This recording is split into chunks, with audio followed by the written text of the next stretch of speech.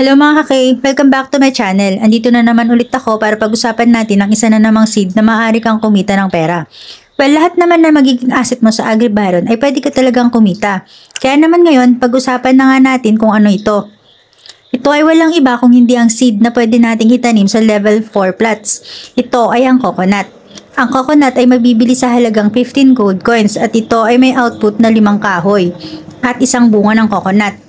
Ang isang bunga ng coconut ay nagkakahalaga ng 3.84 diamonds. Kaya naman kung balak mo itong maitanim sa 30 plots ay meron ka sa isang araw na 3.84 diamond times 30 plots ay equals to 115.2 diamonds at sa real cash ito ay nagkakahalaga ng 1,152 PHP sa loob ng isang araw. At paano pa kung balak mo itong itanim sa 30 days? E di meron ka sa loob ng 30 days na 115.2 times 30 days is equals to 3,456 diamonds.